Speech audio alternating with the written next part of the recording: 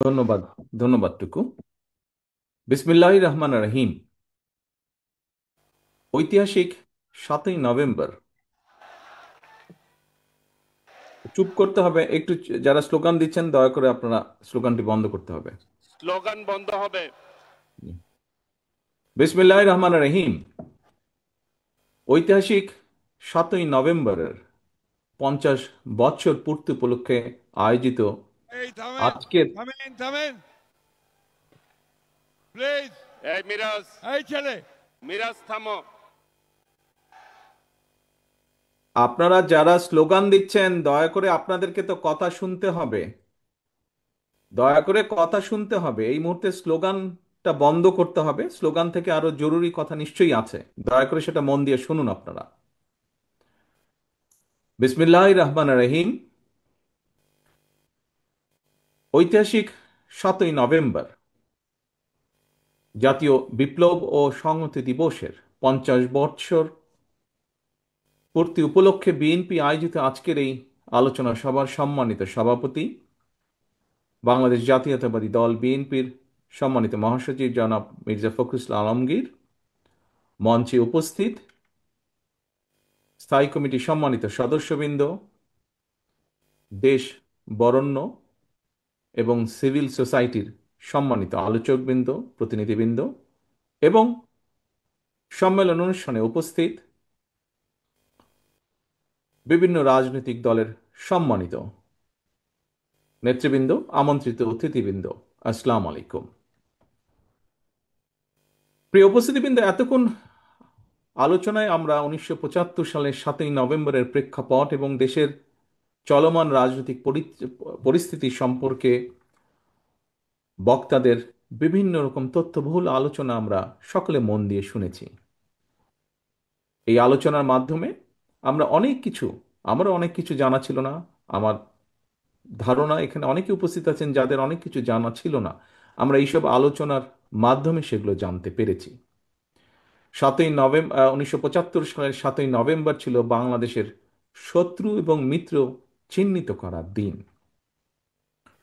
সকল উপস্থিতিবৃন্দ, সম্মানিত নেতৃবৃন্দ, আমার সামনে আজকে মঞ্চে এবং মঞ্চের সামনে উপস্থিত সিভিল সোসাইটি সহ বহু রাজনৈতিক ব্যক্তিত্ব, সম্মানিত ব্যক্তিত্ববর্গ উপস্থিত আছেন। নর্মালি আমি চেষ্টা করি আমার বক্তব্য হয়তো একটু ছোট করতে। আজকে যদিও অনুষ্ঠানটি অনেক লম্বা হয়ে গেছে, তারপরেও আমি ক্ষমা চেয়ে নিচ্ছি। আজকে আমার অনেকগুলো কথা আপনাদের সামনে, আমার চিন্তা অনেকগুলো আপনাদের সামনে আমি তুলে ধরতে চাই। সেই জন্য যদিও বা বিরক্তির উদ্রেক হয়, তারপরেও আপনাদেরকে আমি বিনীতভাবে অনুরোধ করব যদি ধৈর্য সহকারে আমার কথাগুলো বলার সুযোগ আমাকে দেন। ধন্যবাদ। প্রিয় উপস্থিতিবৃন্দ, সম্মানিত নেতৃবৃন্দ, আমন্ত্রিত অতিথিবৃন্দ, বাংলাদেশের জন্মযুদ্ধ থেকেই শুরু করে দেশের প্রতিটি ঐতিহাসিক প্রেক্ষাপট যদি আমরা আলোচনা করতে যাই, তাহলে প্রথমে একটি কথা আমার অনেক সময় মনে পড়ে। কথাটি অনেকটা এরকম: অতীত নিয়ে সবসময় পড়ে থাকলে এক চোখ অন্ধ, কিন্তু অতীতকে যদি আমরা ভুলে যাই তাহলে মনে হয় আমাদের দু চোখই অন্ধ। সুতরাং আমাদেরকে যেরকম সব সময় ইতিহাস চর্চায় থাকার মনে হয় দরকার নেই, অপরদিকে ভবিষ্যতের পথ চলাও ইতিহাস থেকে শিক্ষা গ্রহণ না করাটাও বোধহয় আরেকটি ঐতিহাসিক ভুল হতে পারে। এবং সেই জন্যই 1975 সালের ঐতিহাসিক 7ই নভেম্বর সম্পর্কে আজকের এখানে সম্মানিত বক্তাবৃন্দর যেই সকল গুরুত্বপূর্ণ বক্তব্য রেখেছেন, তার রেশ ধরে যদি আমি বলি তাহলে বলতে হয়, যারা বাংলাদেশকে তাবেদার রাষ্ট্রে পরিণত করতে চেয়েছিল, যারা জনগণের গণতান্ত্রিক রাজনৈতিক অধিকারকে হরণ করে আমাদের এই প্রিয় মাতৃভূমি বাংলাদেশকে একদলীয় স্বৈরাচারী শাসন কায়েম করতে চেয়েছিল, যারা দেশের শৌর্য, বীর্য, সাহস এবং সম্মানের প্রতীক বাংলাদেশ সেনাবাহিনীর গৌরবকে ভুলুণ্ঠিত করতে চেয়েছিল, 1975 সালের 7ই নভেম্বরের এই দিনে দেশপ্রেমিক সিপাহী জনতার ঐতিহাসিক বিপ্লবের মাধ্যমে তাদের পরাজয় ঘটেছে। দীর্ঘ ষড়যন্ত্রের পথ ধরে 1975 সালের 7ই নভেম্বরের পরাজিত সেই অপশক্তি পরবর্তীতে আমরা দেখেছি পুনরায় মহাজোটের নামে একজোট হয়ে দেশকে একটি তাবেদার রাষ্ট্রে পরিণত করতে চেয়েছিল বা করার সব রকম প্রস্তুতি গ্রহণ করেছিল তারা। বিডিআর পিলখানায় পরিকল্পিত যে সেনা হত্যাযজ্ঞ ঘটিয়েছিল, তার মাধ্যমে চেয়েছিল সেনাবাহিনীকে দুর্বল করে রাখতে, জনগণের ভোটের অধিকার, গণতান্ত্রিক রাজনৈতিক অধিকার কেড়ে নিয়ে দেশে ফ্যাসিবাদী শাসন কায়েম করেছিল তারা। সম্মানিত উপস্থিতিবৃন্দ, হাজারো শহীদের আত্মত্যাগের মধ্য দিয়ে বীর জনতার গণ অভ্যুত্থানে দীর্ঘ দেড় দশকের বেশি সময় পর দেশ ফ্যাসিবাদ মুক্ত হয়েছে। আমরা যারা বিএনপি করি, আমরা মনে করি 1971 সালের যুদ্ধ ছিল স্বাধীনতা অর্জনের যুদ্ধ। 2024 ছিল দেশ এবং জনগণের স্বাধীনতা রক্ষার।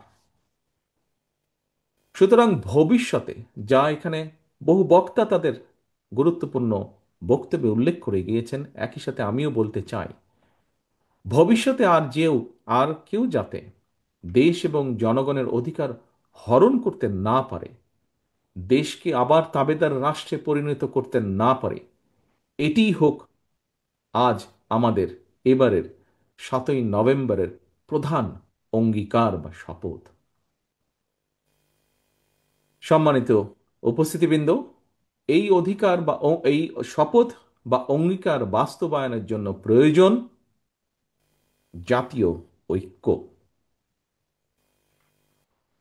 বাংলাদেশের আর্থ সামাজিক ভৌগোলিক রাজনৈতিক বাস্তবতায় জাতীয় ঐক্যকে যদি সমুন্নত রাখতে চাই আমরা, তাহলে আমাদেরকে 7ই নভেম্বরের মতন সিপাহী জনতার বিপ্লবের চেতনা মনে প্রাণে ধারণ করতে হবে।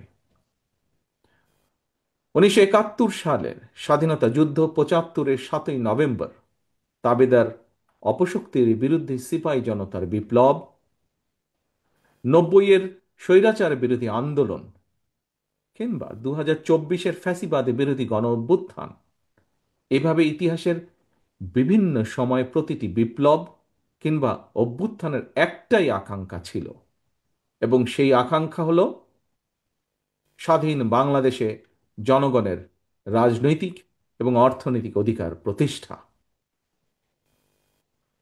সম্মানিত উপস্থিতিবৃন্দ, দেড় দশকের ফ্যাসিবাদী চক্রের কবল থেকে দেশকে মুক্ত করতে গিয়েও অসংখ্য অগণিত মানুষ জীবন দিয়েছেন। মাত্র সেদিনের কথা, শুধুমাত্র জুলাই আগস্টেই শহীদ হয়েছেন 1,500-এরও বেশি মানুষ।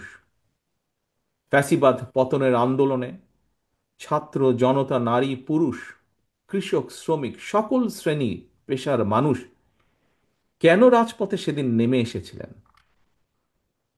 আমাদের জানা থাকা দরকার, জনগণ কিন্তু রাষ্ট্র এবং রাজনীতিতে নিজেদের অধিকার প্রতিষ্ঠার জন্যই সেদিন রাজপথে নেমে এসেছিলেন।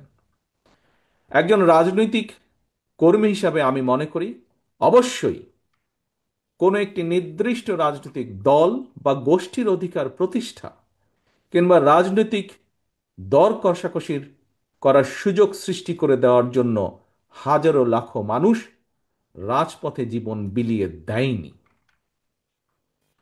সম্মানিত উপস্থিতিবৃন্দ, জনগণের অধিকার প্রতিষ্ঠার জন্য জনগণের সরাসরি ভোটে জনগণের কাছে জবাবদিহিমূলক সরকার প্রতিষ্ঠার ক্ষেত্র যখন প্রস্তুত হচ্ছে, আমরা খেয়াল করে দেখছি তখন কয়েকটি রাজনৈতিক দল অন্তর্বর্তীকালীন সরকারের দুর্বলতার সুযোগ নিয়ে কার্যত গণতান্ত্রিক জনগণের রাজনৈতিক অধিকার প্রতিষ্ঠার বিরুদ্ধেই মনে হয় অবস্থান নিচ্ছে বা নিয়েছে।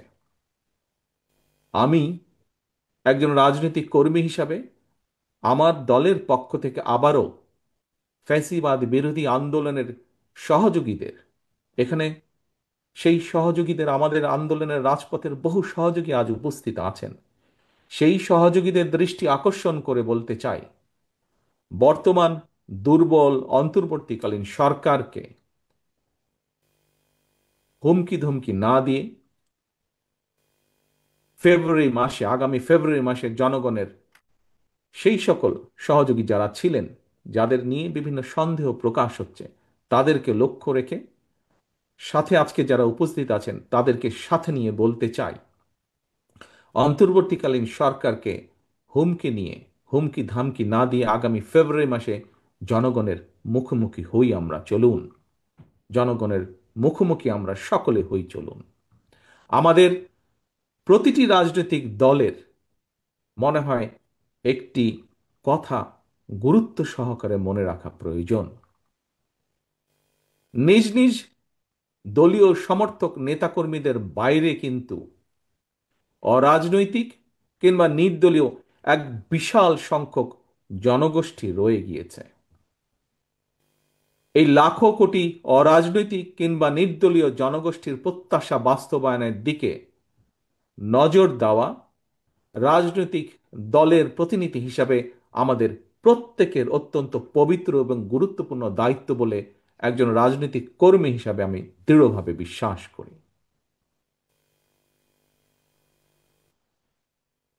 প্রিয় সম্মানিত উপস্থিতিবৃন্দ, মাসের পর মাস ধরে দেশের জনগণ দেখে আসছিল অনেকগুলো রাজনৈতিক দলের আমন্ত্রিত প্রতিনিধিরা বিভিন্ন বিষয় নিয়ে আলোচনা করে অন্তর্বর্তীকালীন সরকারের মেয়াদকালের একটি উল্লেখ্য সময় পার করে দিয়েছে। কিন্তু এইসব আলোচনায় অরাজনৈতিক কিংবা নির্দলীয় সেই যে বিশাল জনগোষ্ঠীর কথা আপনাদের সামনে আমি উল্লেখ করলাম, সেই জনগোষ্ঠীর নিত্যদিনের স্বার্থ সংশ্লিষ্ট বিষয়গুলো কতটুকু বা কি কি আলোচিত হয়েছে, এটি বোধহয় একটি বিশাল প্রশ্ন। আমন্ত্রিত রাজনৈতিক প্রতিনিধি দলের সদস্যরা অন্তর্বর্তীকালীন সরকারের সঙ্গে কৃষি, শিক্ষা, স্বাস্থ্য, কর্মসংস্থান নিয়ে কি আলোচনা হয়েছে? সেখানে নারীর নিরাপত্তা এবং কর্মসংস্থান, তরুণ জনগোষ্ঠীর স্বাস্থ্য সংশ্লিষ্ট বিষয়গুলো নিয়ে কি আলোচনায় গুরুত্ব পেয়েছিল? দেশের কৃষক, শ্রমিক, দিনমজুর, স্বল্প আয়ের মানুষ কিংবা নিম্ন মধ্যবিত্ত জনগোষ্ঠীর প্রতিদিনের যে জীবন যুদ্ধের কথা, সেগুলো কি সেখানে আমরা চাইলেও আলোচনা করার সুযোগ কি পেয়েছি? বা আলোচনার যে তালিকা ছিল সেখানে কি স্থান করে নিতে পেরেছিল? সম্মানিত উপস্থিতিবৃন্দ, দেশে মনে হয় শুধু কোটা সংস্কার নয়, একই সাথে একটি সময় নিরাপদ সড়কের জন্যও কিন্তু তুমুল আন্দোলন হয়েছিল। 2024 সালের সেপ্টেম্বর মাস থেকে যতটুকু আমার মনে আছে, 2025 সালের সেপ্টেম্বর মাস পর্যন্ত গত এক বছরে দেশের সড়ক পথে কমপক্ষে 7,000 মানুষ নিহত হয়েছেন। এদের মধ্যে 48% নারী এবং শিশু ও পথচারী ছিলেন। আহত হয়েছেন 13,000 মানুষ। এই যে এত হাজার মানুষ যারা নিহত হয়েছেন, এই পরিবারগুলোর কি অবস্থা হয়েছে পরবর্তীতে, আমরা কি কখনো সেগুলো বিষয় নিয়ে আলোচনা করেছি, চিন্তা করেছি? যে 13,000 মানুষ বা তারও কিছু বেশি মানুষ আহত হয়েছেন, যে শিশু, যে নারী নিহত বা আহত হয়েছেন, পরবর্তীতে তাকে নিয়ে আহত হলে অথবা নিহত হলে তার পরিবার নিয়ে, তাদের বিষয়গুলোকে নিয়ে কি আমরা আলোচনা করেছি? তারা তো আমাদেরই সমাজের অংশ, দেশের অংশ। সম্মানিত উপস্থিতিবৃন্দ, বিশ্বে খুব সম্ভবত সড়ক দুর্ঘটনায় সবচেয়ে বেশি হতাহতের তালিকায় বাংলাদেশ জায়গা করে নিয়েছে। কিন্তু অন্তর্বর্তীকালীন সরকারের সঙ্গে নানা বিষয় নিয়ে শত শত দফা নিয়ে আলোচনা হলেও সড়ক নিরাপত্তার বিষয়টি আলোচনায় মনে হয় জায়গা করে নিতে পারেনি। এইসব প্রশ্নগুলো কিন্তু কাউকে দোষারোপ করার জন্য আমি এখানে উপস্থাপন করছি না। একজন রাজনৈতিক কর্মী হিসাবে আজকে আমি বহু বরেণ্য ব্যক্তির সামনে সুযোগ পেয়েছি কথা বলার। আমি একজন রাজনৈতিক কর্মী হিসাবে আমার জিজ্ঞাসাগুলো আপনাদের সামনে তুলে ধরতে চাইছি। প্রিয় উপস্থিতিবৃন্দ, আমাদের রাজনীতি তাহলে কাদের জন্য? দেশের সাম্প্রতিক পরিস্থিতিতে একজন রাজনৈতিক কর্মী হিসাবে আমার কিছু উপলব্ধির কথা আমি আপনাদের সঙ্গেই শেয়ার করছি। এজন্য হয়তো একটু সময় লাগছে বেশি। আমি আবারও আপনাদের যদি বিরক্তির উদ্রেক করে থাকি তার জন্য আপনাদের কাছে ক্ষমা চেয়ে নিচ্ছি। উপস্থিতিবৃন্দ, প্রচলিত রাজনীতির যে গুণগত সংস্কার, সেই সংস্কার চাইলে, গুণগত যে সংস্কার চাইলেও পুঁথিগত সংস্কারের চেয়ে জননিরাপত্তার বিষয়গুলো, জনগণের জীবন ঘনিষ্ঠ বিষয়গুলো রাজনীতিবিদদের কর্ম পরিকল্পনায় মনে হয় আরেকটু গুরুত্ব পাওয়া দরকার। আইন শৃঙ্খলা পরিস্থিতি রক্ষায় আরও মনে হয় আমাদের সকলে মিলে অধিক মনোযোগী হওয়া দরকার। আমি আজকের এই আলোচনা সভায় আরও দু একটি বিষয়, অনেক বিষয় আছে। অলি আহমেদ সাহেব যেরকম বলেছেন যে কতগুলো বিষয় তুলে ধরলে কয়েক ঘন্টা সময় লাগবে, কিন্তু সংক্ষেপে উনি বলেছেন। আমার কাছে এরকম অনেকগুলো প্রশ্ন আছে আমার মনে একজন রাজনৈতিক কর্মী হিসাবে। তবে যেহেতু এই আলোচনা সভায় হয়তোবা সবগুলো রেইজ করা যাবে না, আমি দু একটি বিষয় আরো আপনাদের সামনে উল্লেখ করতে চাই। সম্মানিত উপস্থিতিবৃন্দ, আমার যতটুকু ধারণা আছে, যতটুকু আমি জেনেছি, দেশে এবার 1 কোটি, খুব সম্ভবত 1,15,00,000 টন আলু উৎপাদন হয়েছে। আলু উৎপাদন করে কৃষকরা খুব সম্ভবত, আলু কৃষকরা বিপাকে পড়ে গিয়েছেন আলুর এই এই এই এই উৎপাদনের কারণে। কারণ আলুর যে উৎপাদন খরচ এবং আলুর উৎপাদিত আলু যে কোল্ড স্টোরেজে রাখতে হবে, প্রতি কেজি আলুর পেছনে খুব সম্ভবত খরচ পড়ছে প্রায় 25 থেকে 27 টাকার মতন। অথচ আলু চাষিরা কিন্তু এখনো অর্ধেক দামেও উৎপাদিত আলু বাজারে বিক্রি সম্ভবত করতে ওনারা পারছেন না।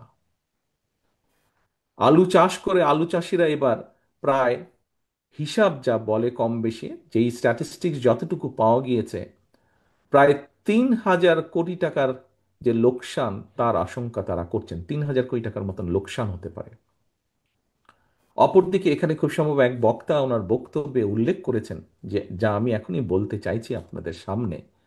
অপরদিকে আমরা দেখি যে দু একটি রাজনৈতিক দলের আবদার মেটাতে গিয়ে কথিত গণভোট যদি করতে হয়, রাষ্ট্রকে আলু চাষিদের যে 3,000 কোটি টাকা পরিমাণের গড়ছা, এই গণভোট, কথিত গণভোট করতে হলে রাষ্ট্রকে প্রায় সমপরিমাণের টাকা গচ্ছা দিতে হবে। প্রিয় উপস্থিতিবৃন্দ, এমন পরিস্থিতিতে লোকসানের মুখোমুখি এইসব আলু চাষিদের কাছে এই সময় গণভোটের চেয়ে মনে হয় আলুর ন্যায্য মূল্য পাওয়াটা অনেক বেশি গুরুত্বপূর্ণ।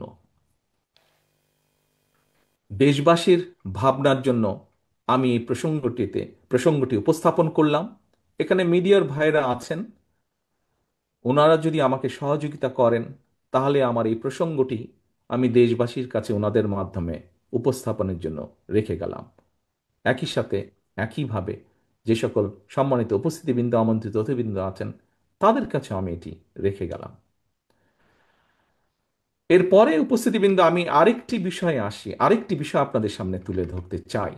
এটিও, এখান থেকে মিটিং শেষ করে আপনারা ঘরে ফিরে যাবেন এবং ঘরে ফিরে গিয়ে নিশ্চয়ই আপনারা এখানে 4 ঘন্টা ধরে আছেন, কিছুটা ক্ষুধার্ত, কাজে আপনারা যাই মোটামুটি খান না কেন, আমি যে বিষয়টি এখানে উল্লেখ করব সেটি তার সাথে রিলেটেড বা সেটি সম্পর্কিত। কি সেটি? এবার আমি আসি পেঁয়াজ উৎপাদন প্রসঙ্গে। উপস্থিতিবৃন্দ, আমি যতটুকু জানি, আমি আমার পক্ষে যতটুকু সম্ভব হয়েছে, দেশে চাহিদার, যে পরিমাণ পেঁয়াজের চাহিদা বা যে পরিমাণ উৎপাদন হয়, আমাদের কৃষকদের কম বেশি মোটামুটি সক্ষমতা রয়েছে, যদি তাদেরকে সহযোগিতা করা হয় বিভিন্নভাবে, সক্ষমতা রয়েছে মোটামুটিভাবে আমাদের যেটা ডিমান্ড, রিকোয়ারমেন্ট, সেটি উৎপাদন করার। তবে দেশে পেঁয়াজ সংরক্ষণ সুষ্ঠুভাবে সংরক্ষণ করার কোনো ব্যবস্থা সেভাবে না থাকে, অর্থাৎ কোল্ড স্টোরেজ না থাকায় আমাদেরকে প্রতি বছর পেঁয়াজের জন্য নির্ভর করতে হয়, আমদানি করতে হয়। পেঁয়াজ আমদানির উপর নির্ভর করতে হয় আমাদের। Excuse me. আমার কাছে মনে হয়েছে জনগণের হাজার হাজার কোটি টাকা ব্যয় করে কথিত গণভোট উৎপাদনের চেয়ে সেই টাকায় পেঁয়াজ সংরক্ষণাগার বা কোল্ড স্টোরেজ যদি স্থাপন করা হয়, এটা বোধহয় কৃষকদের কাছে গণভোটের চেয়ে অনেক বেশি গ্রহণযোগ্য হবে। তবে সবচেয়ে কষ্ট বা আনফর্চুনেট ব্যাপার হচ্ছে, পেঁয়াজ কৃষক বলুন বা অন্য যেই কৃষকের কথাই বলুন না কেন, তাদের কথাগুলো যেরকম তাদের বলার জায়গা নেই, এই মুহূর্তে তাদের হয়ে কথাগুলো তুলে ধরারও বোধহয় কোনো জায়গা নেই। ভেরি আনফর্চুনেট যেটি। উপস্থিতিবৃন্দ, সম্মানিত নেতৃবৃন্দ, বরেণ্য ব্যক্তিবর্গ, বর্তমানে দেশে গার্মেন্ট শিল্প থেকে শুরু করে বিভিন্ন সেক্টরে কর্মজীবী নারীর সংখ্যা যতটুকু আমার ধারণা আছে 2 কোটিরও বেশি। এত অধিক সংখ্যক নারী যদি 8 ঘন্টার পরিবর্তে 5 ঘন্টা কাজ করতে বাধ্য হয়, তাহলে তাদের বাকি কর্মঘণ্টার টাকাটা কে দিবে? এটি একটি বিরাট প্রশ্ন। নারীর কর্মঘণ্টা কমানোর কথা বলে চাকরিদাতাদেরকে কি কৌশলে নারীদেরকে চাকরি না দেওয়ার জন্য কি উৎসাহিত করা হচ্ছে না? আমি যতটুকু জেনেছি, এই কথাটি প্রকাশিত হওয়ার পরে দেশের নারী সমাজ, যারা বিভিন্নভাবে কর্মসংস্থানের সাথে সংশ্লিষ্ট আছেন, সেটি গার্মেন্টস হোক বা বিভিন্ন সেক্টরেই হোক, তাদের মধ্যে একটি আতঙ্ক ছড়িয়ে পড়ছে। প্রিয় সম্মানিত উপস্থিতিবৃন্দ, মানুষ যখন কর্মহীন হয়ে পড়ছে, এমন পরিস্থিতিতে কর্মজীবী নারীদের মনে ছড়িয়ে পড়া যে চাকরির সংকোচনের আতঙ্ক,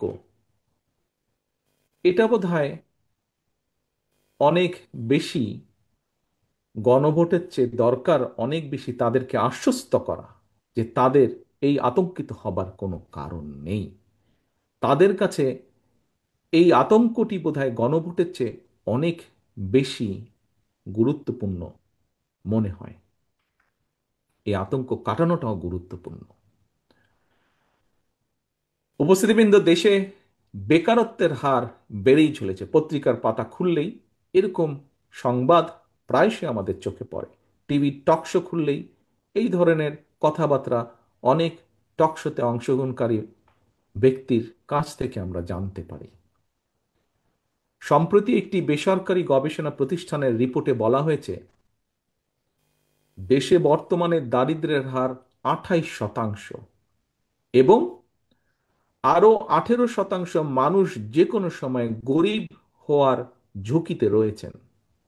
স্ট্যান্ডার্ড অনুযায়ী যেই স্কেলের নিচে গেলে গরিব বলে একজন মানুষকে মনে করা হয়, এরকম 18% মানুষ সেই ঝুঁকিতে রয়েছেন। দেশে শিক্ষিতদের মধ্যে বেকারত্বের হার বেড়েই চলেছে। দেশে উচ্চ মাধ্যমিক এবং গ্র্যাজুয়েট ডিগ্রিধারী প্রতি 5 জনের মধ্যে একজন বেকার।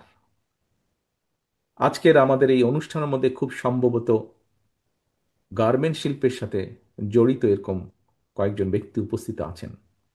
সম্প্রতি বিজিএমইএ বিজিএমই জানিয়েছে, গত 14 মাসে সাভার, গাজীপুর, চট্টগ্রাম, নারায়ণগঞ্জ, মঞ্চেও একজন উপস্থিত আছেন এই ব্যাপারে, যার খুব ভালো ধারণা আছে, আমাদের স্থায়ী কমিটির সদস্য জনাব আমির খসরু সাহেব।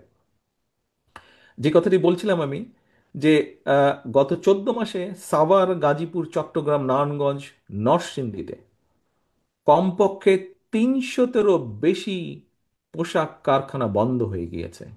আমাদের মাঝে, শ্রোতাদের মাঝে সাকি সাহেব আছেন, উনি এই বিষয়টি উপস্থিত আছেন, উনিও এই বিষয়টি আমার ধারণা খুব ভালোভাবে জানেন, কারণ উনি ওই রাজনীতি, শ্রমিক রাজনীতির সাথে কম বেশি ইনভলভ আছেন। এই যে প্রায় 300-র বেশি, 350-র বেশি, বরং আমি বলবো 300 নয়, 350-র বেশি পোশাক কারখানা বন্ধ হয়ে গিয়েছে। এবং এই বন্ধ হয়ে যাওয়া কারখানার সাথে কারণে 1,20,000-এর মতন শ্রমিক কর্মহীন হয়ে পড়েছেন।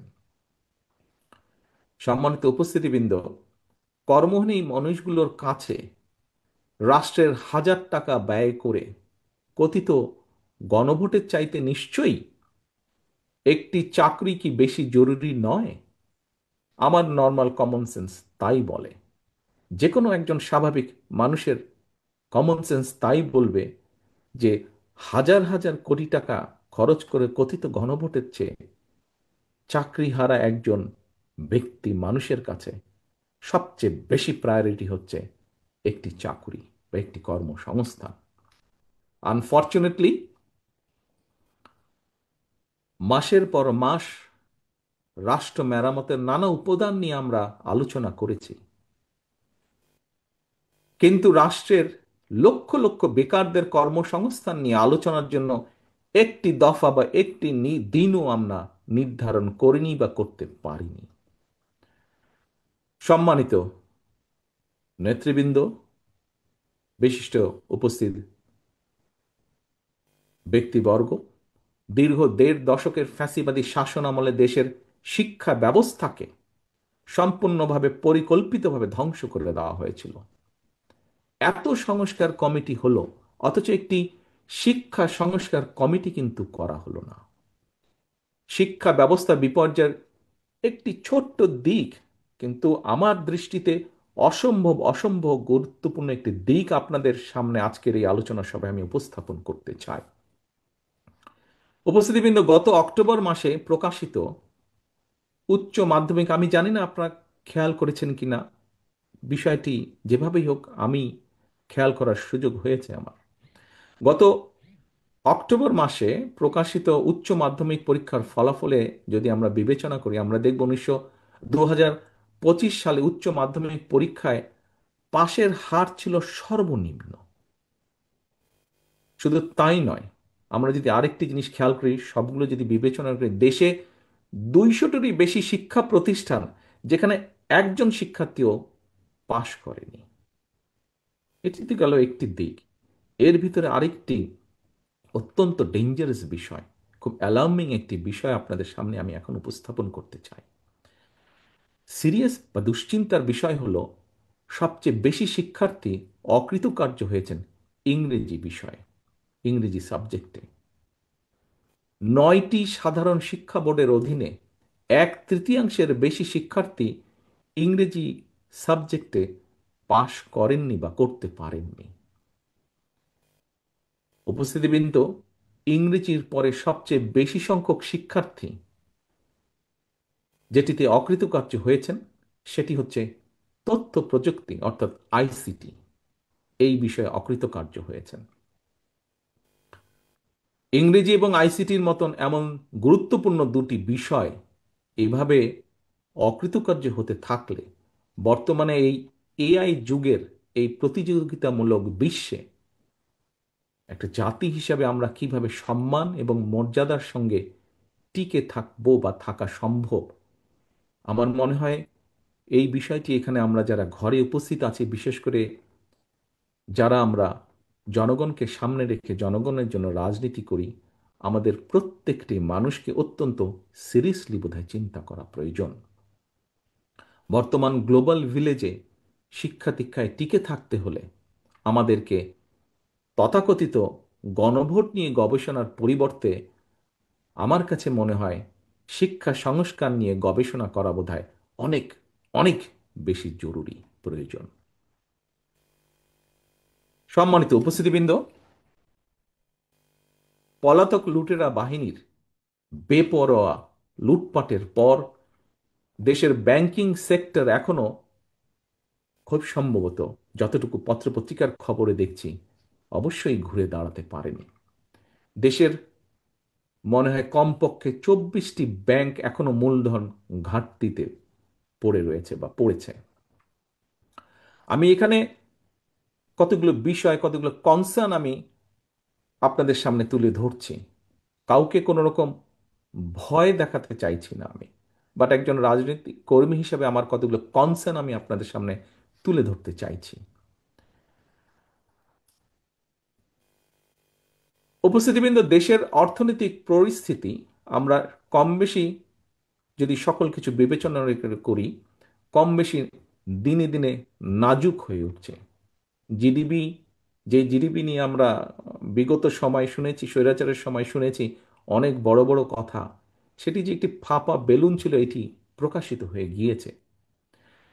সেই জিডিপি প্রবৃদ্ধির হার মোটেও আশা অনুরূপ নয়। 2006 সালে বিএনপি সরকার যখন তত্ত্বাবধায়ক সরকারের কাছে রাষ্ট্র ক্ষমতা হস্তান্তর করেছিল, সেই সময় জিডিপির হার ছিল অলমোস্ট 7 পয়েন্টের কাছাকাছি। এরপরে যত সময় পার হয়েছে, কোনো লুটেরা সরকারের সময় তা লুট হয়েছে, সেই লুট তারাজ দুর্নীতি সবকিছু আনপ্ল্যান অপশাসন কুশাসনের কারণে বিএনপি রেখে যাওয়া সেই অলমোস্ট প্রায় 7%, 6.8 থেকে 7%-এর যে জিডিপি বিএনপি রেখে এসেছিল, সেটি অতিক্রম করা সম্ভব হয়নি। এবং সবচেয়ে আশঙ্কার বিষয় হচ্ছে 200 মিলিয়ন বা 20 কোটি মানুষের দেশে এই মুহূর্তে যেই জিডিপি বিএনপি রেখে এসেছিল অলমোস্ট 6%, এখন প্রেডিকশন হচ্ছে এই নেক্সট ইয়ারে প্রেডিকশন হচ্ছে জিডিপি 4% উপরে কোনোভাবেই যাচ্ছে না, বরং কিছুটা হলেও 4% কম থাকছে। এখানে বহু ব্যবসায়ী আছেন সহ বহু মানুষ আমরা উপস্থিত আছি। এই বিষয়গুলো মনে হয় আমাদের চিন্তা করা অত্যন্ত অত্যন্ত প্রয়োজন। এই 20 কোটি মানুষকে যদি বাঁচিয়ে রাখতে হয়, দেশকে যদি সামনে এগিয়ে নিতে হয়। উপস্থিতিবৃন্দ, আমি জানি আমার বক্তব্য লম্বা হয়ে যাচ্ছে, আমি সংক্ষিপ্ত করে আনছি আমার বক্তব্য। উপস্থিতিবৃন্দ, রফতানি আয় এবং রেমিটেন্স দেশে এই মুহূর্তে এই দুটি খাতই দেশের অর্থনীতির প্রধান ভরসার খাত। গত কয়েক মাসেও যদি আপনারা দেখেন স্ট্যাটিস্টিকগুলো, রফতানি খাতেও কিন্তু কিছুটা নেতিবাচক পরিস্থিতি সৃষ্টি হয়েছে বিভিন্ন ক্ষেত্রে। দেশের ব্যবসায়ী সমাজ এবং বিদেশে বাংলাদেশের উন্নয়ন সহযোগী যারা আছেন, তারা বলছেন দেশের অর্থনীতিকে ঘুরে দাঁড়াতে হলে অবশ্যই প্রয়োজন জনগণের ভোটে একটি নির্বাচিত স্থিতিশীল সরকার। কয়েকদিন আগে আন্তর্জাতিক অর্থনৈতিক সংস্থা স্রেফ ডাইরেক্ট পরিষ্কার বলে দিয়েছে যে নির্বাচিত সরকার ছাড়া তারা তাদের অর্থ সংস্থান ফান্ড রিলিজ তারা করবে না। কিন্তু আমরা দেখছি এই মুহূর্তে কোনো কোনো রাজনৈতিক দল নানা শর্ত দিয়ে, যেখানে অর্থনীতির এই অবস্থা, যেখানে বেকার সমস্যার এই অবস্থা, যেখানে প্রত্যেকটি সবকিছু ভেঙে পড়ছে, মাহফুজুল্লাহ সাহেব ওনার বক্তব্যে আরো কয়েকটি সেক্টরের কথা উনি উল্লেখ করে গিয়েছেন।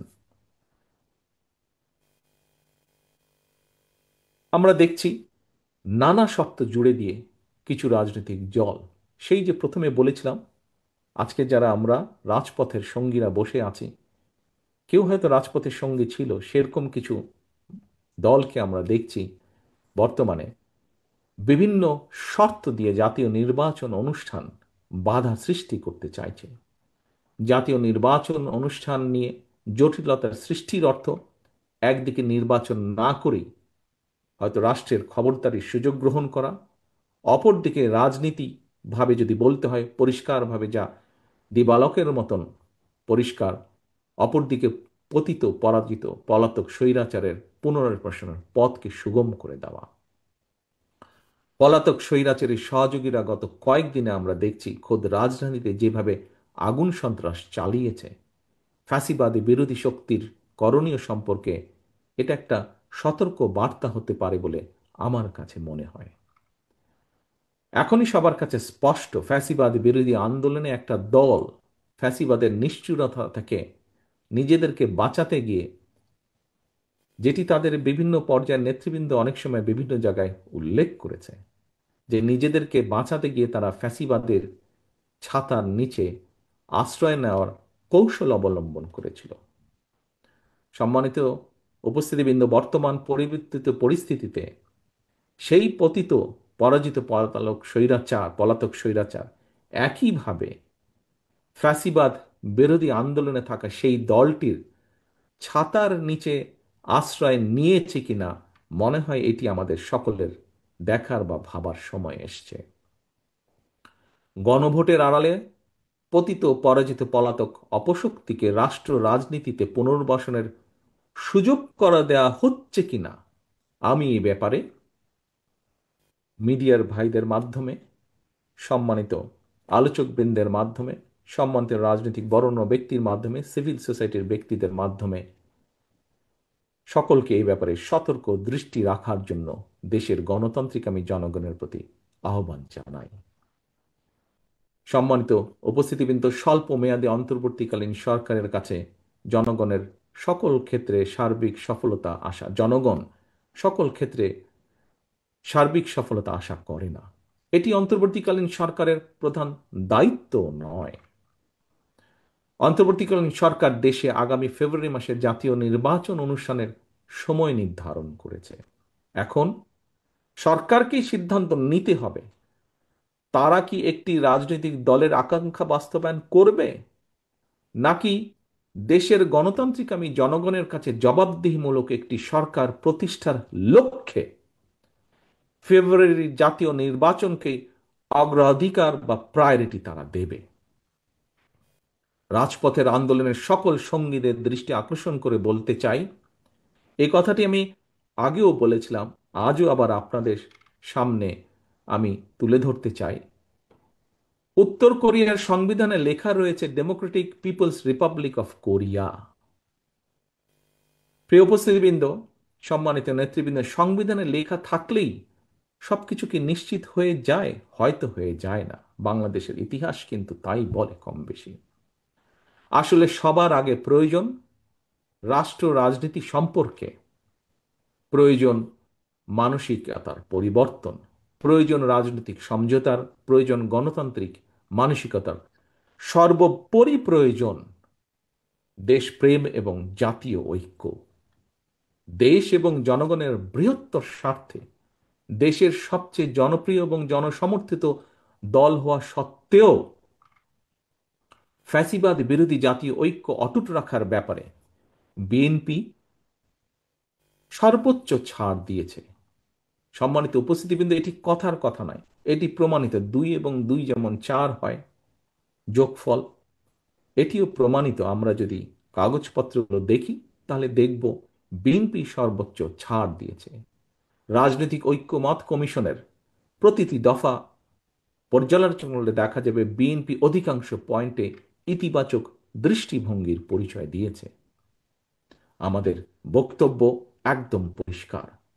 জুলাই সনদে যা অঙ্গীকার করা হয়েছে, যা আমরা সই করে এসেছি, বিএনপি এইসব অঙ্গীকার রক্ষা করবে, রক্ষা করতে দৃঢ় প্রতিজ্ঞ। তবে তবে কোনো রাজনৈতিক দল যদি অন্তর্বর্তীকালীন সরকারকে দুর্বল পেয়ে যা ইচ্ছা তাই আদায় করে নিতে চায়, কিংবা জনগণের দ্বারা বিএনপির বিজয় ঠেকাতে চায় বা কোনো অপকৌশল গ্রহণ করে, সেটি মনে হয় শেষ পর্যন্ত তাদের নিজেদের জন্যই রাজনৈতিক বিপর্যয়ের কারণ হয়ে দাঁড়াবে বা দাঁড়াতে পারে কিনা সে ব্যাপারে তাদের বোধহয় সতর্ক থাকা দরকার। রাজপথের সঙ্গীদের প্রতি আহ্বান, সেই সঙ্গীদের প্রতি যারা পরিস্থিতি ঘোলাটা করছেন বা করার চেষ্টা করছেন, দয়া করে পরিস্থিতি ঘোলাটা করবেন না। স্বাধীনতা এবং স্বাধীনতা প্রিয় দেশবাসী, বাংলাদেশের স্বাধীনতা সার্বভৌমত্ব বিরোধী চক্রান্ত নস্যাৎ এবং জনগণের গণতান্ত্রিক অধিকার রক্ষায় 1975 সালে 7ই নভেম্বরে সংগঠিত সিপাহী জনতার বিপ্লব উপলক্ষে আজকের আয়োজিত এই আলোচনা সভায় আমি স্বাধীনতার ঘোষকের একটি কথা আপনাদের সামনে আবার উচ্চারণ করতে চাই। অনেক আগে আমি কথাটি বলেছিলাম। সেই কথাটি কি? স্বাধীনতা ঘোষকের সেই কথাটি হচ্ছে, জাতীয় ঐক্য আমাদের শক্তি, বিভাজন আমাদের দুর্বলতা। সম্মানিত অতিথিবৃন্দ, বরেণ্য রাজনৈতিক বর্গ, সিভিল সোসাইটির সম্মানিত সদস্যবৃন্দ, আজকের আলোচকবৃন্দ, আমি আমার বক্তব্য শেষ করে দিতে চাই। শেষ করার আগে আমি একটি স্লোগান আপনাদের সামনে তুলে ধরতে চাই। এই স্লোগানটি 7ই নভেম্বর উপলক্ষে আজ আবার আমি আপনাদের সামনে উল্লেখ করতে চাই, তুলে ধরতে চাই। স্লোগানটি আমি আগেও দিয়েছি। আমি স্লোগানটি দেওয়ার মাধ্যমেই আমার বক্তব্য শেষ করব। ধৈর্য সহকারে আমার এই দীর্ঘ বক্তব্য আপনারা শোনার জন্য আপনাদেরকে আন্তরিকভাবে আমি ধন্যবাদ জানাতে চাই। প্রিয় সকল উপস্থিতিবৃন্দ, আমার সেই স্লোগানটি হচ্ছে, দিল্লি নয়, পিন্ডি নয়, নয় অন্য কোনো দেশ, সবার আগে বাংলাদেশ। আল্লাহ হাফেজ। বাংলাদেশ জিন্দাবাদ। বাংলাদেশ জাতীয়তাবাদী দল জিন্দাবাদ।